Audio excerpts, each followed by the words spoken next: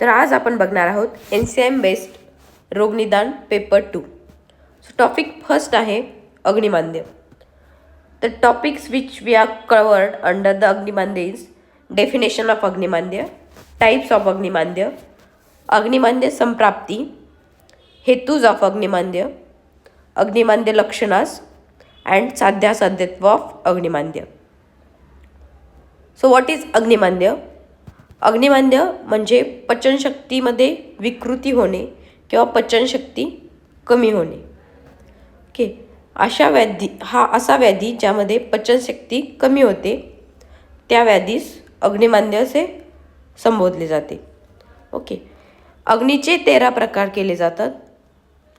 पहिला जठराग्नी, नंतर सप्तधातूंचे 7 धाताग्नी, रसधातू, रक्तधातू, मांस, मेद, अस्थि, मज्जा, शुक्र या 7 धातूंचे 7 धात्वाग्नी आणि 5 महाभूतांचे 5 भूताग्नी असे एकूण अग्नीचे 13 टाईप्स असतात.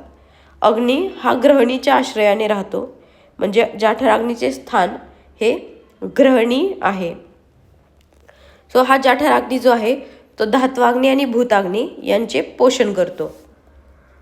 अग्निमांद्य या व्याधीत प्रामुख्याने 13 प्रकारच्या अग्नीमधील जठराग्नीची दृष्टी अपेक्षित आहे किंवा जठराग्नीची दृष्टी होते.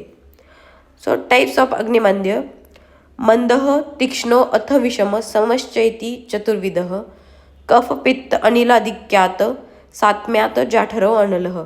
Madhav Nidan.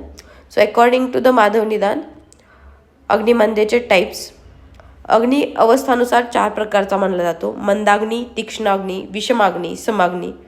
So mandagni is due to the kapha dominance, tikshnagni is due to the pitta dominance, vishamagni is due to the vata dominance and samagni is due to the tridosha balance.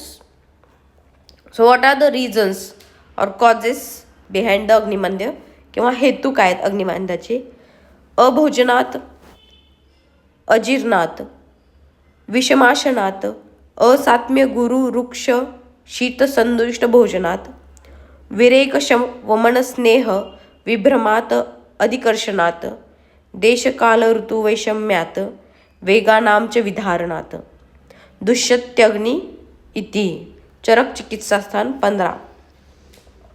योग्य वेळी जेवण न करणे, अतिप्रमाणात आहार घेणे, विषम आहार घेणे, असात्म्य आहार घेणे, गुरु, अतिवृक्ष, अतिशीत किंवा दूषित म्हणजे जो पारुषित, शिळे असलेले अन्न, नासलेले अन्न, विषयुक्त अन्न अशा अन्नाचे सेवन करणे, विरेचन, वमन इत्यादी पंचकर्मांचा मिथ्यायोग होणे. मिथ्यायोग म्हणजे अयोग किंवा अतियोग होणे.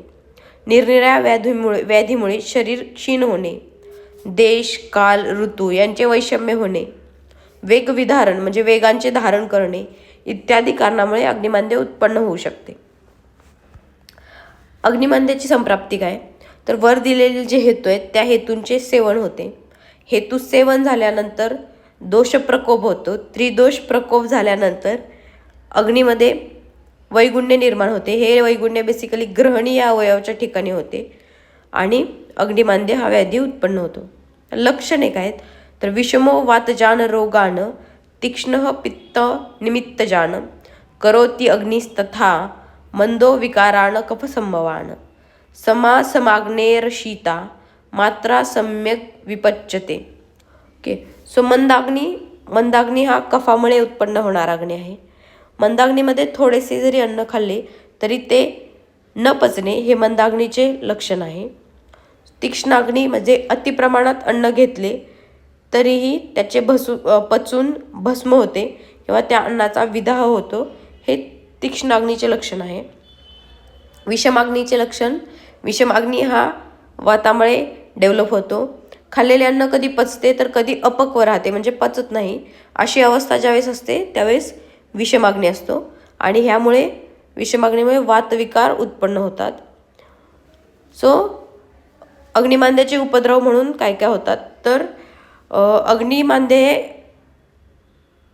ग्रहणी आणि अतिसार यांची पूर्वावस्था म्हणजे ग्रहणी आणि अतिसार यांच्या पूर्वावस्थेत अग्निमांद्य असते आणि यावरून ते 2 विकार पुढे डेव्हलप होतात. ओके. सो साध्यासाध्यत्व. अग्निमंदे हा व्याधी चिरकारी आहे आणि त्यामुळे जर हा व्याधी अधिक काळ राहिला तर तो कष्टसाध्य